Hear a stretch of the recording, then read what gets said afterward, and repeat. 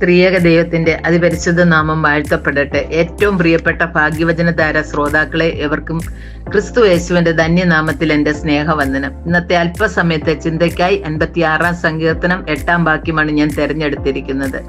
വചനം ഇങ്ങനെ പറയുന്നു: നീ എന്റെ ഉഴൽച്ചകളെ എണ്ണുന്നു, എന്റെ കണ്ണുനീർ നിന്റെ തുരുത്തിയിലാക്കി വെക്കണമേ, അത് നിന്റെ പുസ്തകത്തിലില്ലയോ. ദാവീദിന്റെ വളരെ മനോഹരമായ ഒരു സങ്കീർത്തനമാണിത്. നമ്മുടെ ആത്മാക്കളുടെ ഉടയവൻ നമ്മുടെ ഗമന ആഗമനങ്ങളെല്ലാം എണ്ണി തിട്ടപ്പെടുത്തുന്നു. അലഞ്ഞു തിരിഞ്ഞ് ലക്ഷ്യബോധമില്ലാതെ പരിഭ്രാന്തരായി നടക്കുന്ന അവസ്ഥയാണ് ഉഴൽച്ചൽ എന്ന് പറഞ്ഞാൽ. ദൈവം നമ്മുടെ ഓരോ കാലടിയും ഉഴന്ന് നടക്കലും രേഖപ്പെടുത്തുന്നു എന്ന് നാം മനസ്സിലാക്കണം. എന്റെ കണ്ണുനീർ നിന്റെ തുരുത്തിയിലാക്കി വെക്കണമേ എന്ന് പറഞ്ഞാൽ വിലയേറിയ വീഞ്ഞ് സൂക്ഷിക്കുന്നത് പോലെ അവൻ നമ്മുടെ കണ്ണുനീർ സൂക്ഷിച്ചു വെക്കുന്നു. റോമാക്കാരുടെ ഇടയിൽ ഉണ്ടായിരുന്ന ഒരു പതിവാണ് വിലാപ സമയത്ത് ദുഃഖത്തിലായിരിക്കുന്ന ആളുടെ അടുത്ത് അവന്റെ ഒരു സ്നേഹിതൻ ചെന്ന് ഒരു തുണി കൊണ്ട് അവന്റെ കണ്ണിൽ നിന്ന് കണ്ണുനീർ തുടച്ച് ഒരു സ്ഫടികമോ മണ്ണോ കൊണ്ടുള്ള കുപ്പിയിൽ പിഴിഞ്ഞൊഴിച്ച് അത് ദുഃഖത്തിന്റെ സൗഹൃദത്തിന്റെ ജ്ഞാപകമായി സൂക്ഷിക്കുക എന്നുള്ളത്. ഹൃദയ നുറുക്കത്തോടെയുള്ള പ്രാർത്ഥനയിലെ ആത്മാർത്ഥമായ കണ്ണുനീർ ഉണ്ടാവുകയുള്ളൂ. അനുതാപ ഹൃദയത്തിൽ നിന്ന് ഒഴുകി വരുന്ന കണ്ണുനീരിന് വളരെ വിലയുണ്ട് എന്ന് വിശുദ്ധ ലൂക്കോസിന്റെ സുവിശേഷം 7-ാം അധ്യായത്തിന്റെ 36 മുതലുള്ള വാക്യങ്ങളിൽ പറയുന്ന സംഭവം വെളിവാക്കുന്നു. പാപിനിയായ സ്ത്രീ വിലയേറിയ പരിമള തൈലം കൊണ്ടുവന്ന് യേശുവിന്റെ പുറകിൽ അവന്റെ കാൽക്കൽ കരഞ്ഞുകൊണ്ട് നിന്ന് കണ്ണുനീർ കൊണ്ടവന്റെ കാൽ നനച്ചു, തലമുടി കൊണ്ട് തുടച്ചു, കാൽ ചുംബിച്ചു, തൈലം പൂശി എന്ന് വായിക്കുന്നു. അവൾ പൂശിയ തൈലത്തേക്കാൾ വിലയുണ്ടായിരുന്നു അവൾ യേശുവിന്റെ പാദത്തിൽ വീഴ്ത്തിയ കണ്ണുനീരിന്. കണ്ണുനീർ ലോകത്തിന്റെ മുമ്പിൽ ഒരു പരാജയവും തോൽവിയുടെയും അപമാനത്തിന്റെയും നിസ്സഹായതയുടെ ഒക്കെ അടയാളമാണെങ്കിലും ദൈവത്തിൽ ആശ്രയം വെക്കുന്ന ഒരു ദൈവ പൈതലിന് കണ്ണുനീർ അവന്റെ വിലയേറിയ ആയുധമാണ്. നാമൊക്കെ ഒന്ന് ഉറക്ക കരഞ്ഞാൽ ഓടി അടുത്തു വന്ന് മാറോട് അണച്ച് ആശ്വസിപ്പിക്കുന്നവനാണ് നമ്മുടെ ദൈവം.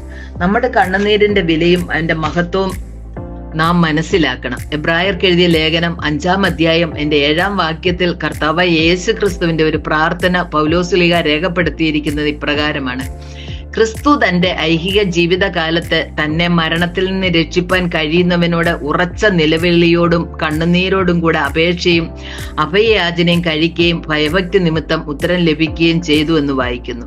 ക്രിസ്തുവിന്റെ പ്രാർത്ഥനയിൽ ഒഴുക്കിയ കണ്ണുനീരാണ് അവിടെ ഉത്തരം ലഭിപ്പാൻ കാരണമാക്കിയത്. നമ്മുടെ ജീവിതത്തിന്റെ പ്രതിസന്ധി ഘട്ടത്തിൽ നാം ദൈവസന്നിധിയിൽ ഹൃദയം നുറങ്ങി നിലവിളിക്കുമ്പോൾ ഉത്തരം ലഭിക്കും. ആത്മാർത്ഥമായ പ്രാർത്ഥനയുടെ അടയാളമാണ് കണ്ണുനീർ. നയൻ എന്ന പട്ടണത്തിലെ വിധവയുടെ മകനെ അവളുടെ കണ്ണുനീർ കണ്ട് ജീവിപ്പിച്ചു കൊടുക്കുന്നതായി ലൂക്കോസ് 7-11 മുതലുള്ള വാക്യങ്ങളിൽ വായിക്കുന്നു. 126-ാം സങ്കീർത്തനം 5-6 വാക്യങ്ങളിൽ കണ്ണുനീരോടെ വിതയ്ക്കുന്നവർ ആർപ്പോടെ കൊയ്യും, വിത്ത് ചുമന്ന് കരഞ്ഞും വിതച്ചും കൊണ്ട് നടക്കുന്നു, കറ്റ ചുമന്നും ആർത്തും കൊണ്ട് വരുന്നു എന്ന് വായിക്കുന്നു. ആത്മാർത്ഥമായ പ്രവർത്തനത്തിന്റെ അടയാളമായി കണ്ണുനീരിനെ ഇവിടെ നമുക്ക് കാണാം.